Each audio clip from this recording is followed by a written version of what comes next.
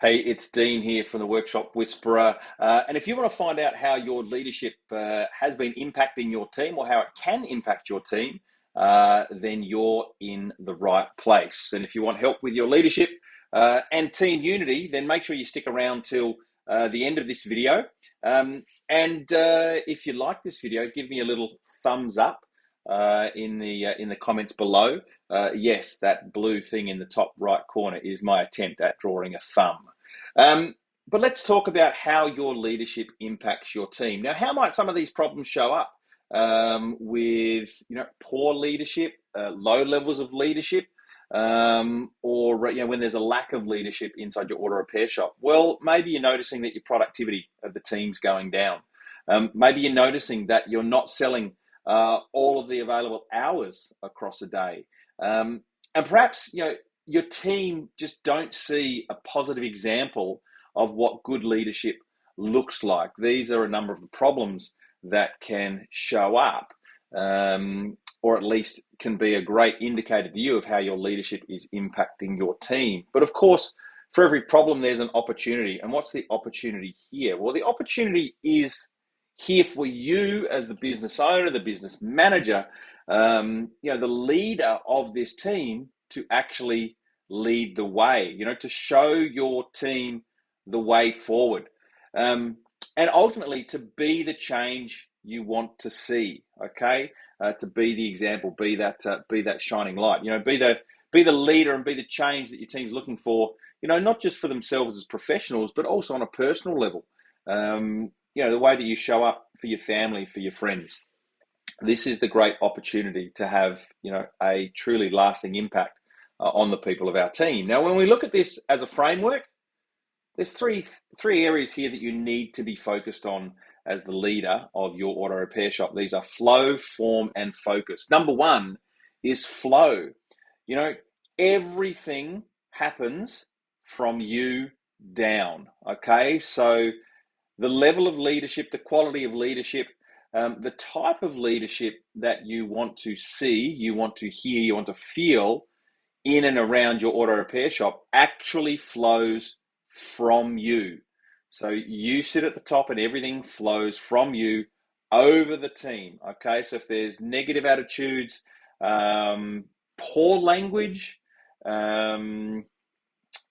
what's another way? Abrasive type of attitudes, then that actually all flows from you.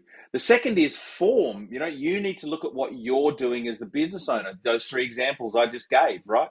You are your team is looking to you for their clues and cues as to what is and what is not acceptable. So the way that you show up, the way that you act, react, and interact with your team is critically important, because the team will form opinions of what is okay and not okay based on the example that you show them. And third is focus. Are you truly present when you're interacting with the people on your team? Are you completely distracted? Are you really non-attentive to them? Are you quite dismissive of the team around you? Do they feel like you're with them, or do they feel like you're somewhere else? Okay, so the framework here is flow. Everything flows from you. It's form. Your team's looking to you for the example, and focus. When you're reacting and interacting with your team, are you truly present with them in that moment? And if you're not, what are some of the actions that you've got to be really, really clear here? Well, number one is that you've got to fix problems, not people. Okay, people are not broken. People work perfectly. All human behavior is designed to keep us safe. So focus on fixing problems, not people. All right. Second is focus on efficiency first, right? People can be very efficient at all the wrong things. So let's make sure that we're focusing on being efficient at the right things first, okay? Give people an opportunity to do their best work, with a minimum amount of obstacles, and then really get out of their way. Let them do the job that you've employed them for. 3 is stop saying yes all the time. We say this over and over and over again, all right? If you keep saying yes to work, your team will go into self-preservation mode. Their productivity will drop because they just simply understand there is no end in sight. So it's actually a case of energy management. Number 4 is set clear guidelines. Your team must know what the expectations are that you have of them each and every day. Okay, they must understand what standards you expect in the workplace, and what delivers high quality versus low quality work. And do not assume that they should know that. Again, go back to what we said before. Everything flows from you. If the team are unclear, it's because you've delivered unclear guidelines, or they're yet to understand what it is. So don't try and fix the person, fix the problem of the communication. And number 5 is ensure that you follow through on what you say you are going to do. The quickest way to lose trust or develop a culture of mistrust is to continually not do the things that you say you are going to do. Okay, this creates a culture of a culture of mistrust, but also a sense of being let down. So actions here: fix problems, not people. Focus on efficiency first. Stop saying yes to every customer. Set clear guidelines for your team and follow through on the things that you say you're going to do. What are the results that you can expect from that? Well, number 1 is attitude is everything. Bringing a good attitude to work every single day. A positive, upbeat, encouraging attitude really sets the tone for your team. So, bring your best attitude to work every week. Second is expectations create excellence, right? When there are clear expectations on the quality of work that you want to see your team deliver, well, that creates excellence in their work. Third is you have to draw a line in the sand at some point in time, okay? You decide what is and is not tolerated inside your auto repair shop and from your team. And if you're seeing behaviors, if you're seeing standards that do not meet your expectations, that quality work, you need to draw a line in the sand for your team, right? And you need to follow through on whatever the consequences are or will be of poor performance, all right? Behavior does not change if there is no reason to change. So we must draw a line in the sand and set clear consequences on what happens if your team members do not choose to step over onto the correct side of that line.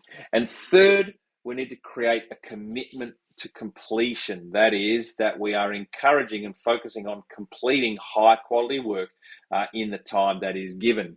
It is also important to understand that, if you've got work that needs to be done, if there's priorities or projects that you've said your team are going to be committed, they're going to be completed, then you need to commit to complete those priorities and projects as well.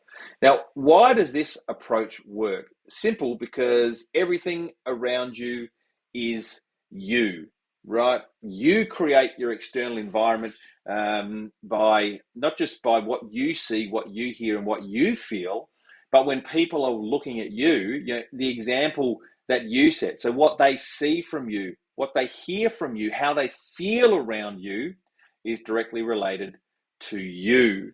So, as the CEO of your business, essentially, you really can make or break the energy of the team, right? And when you have a good attitude, it's more likely that is going to impact and influence the team's attitude, right? And understanding that, if people aren't working in the way you want, then have you got a system for the way you want that work done? Okay. Systems break, not people. So when you systemize your business, it allows you to train your team more easily. It makes it simpler for them to find the answers they need without coming to you all the time, which gives you the freedom to focus on business growth activities, right? What's the number one lesson here? It's simple. You need to grow or expect your team to go. Okay, we've seen this time and time and time again. When you as the business owner refuses to grow, your team will take matters into their own hands, right? They'll either stop producing work like they used to produce, and you'll say that it's too hard to find good staff. They'll either choose to leave you because they can't see any growth for themselves, And then you'll probably say that it's so hard to find loyal staff. Or they'll leave, they'll go and set up a business that becomes more successful than you, and you'll leave your head, you'll start scratching your head wondering how they ever got so good. So grow. It is your responsibility as the owner, the manager, the leader to continually grow your skills, your knowledge, your experience, so that you create a space for your team to grow into, so they don't go and go ahead and leave your business. Okay, success starts from the owner, and it ripples out across the entire team. Now, earlier in this video, I mentioned that if you wanted some help building your team, then we might be able to help you with that. And so, if you want to find out whether we can help you become a better leader, build a better team, create a better auto repair shop, then just comment "help" in the comment section below, and one of our team will reach out to you and set up a time to talk to see whether we can help you out with improving your leadership and building a better team. Here's to your success.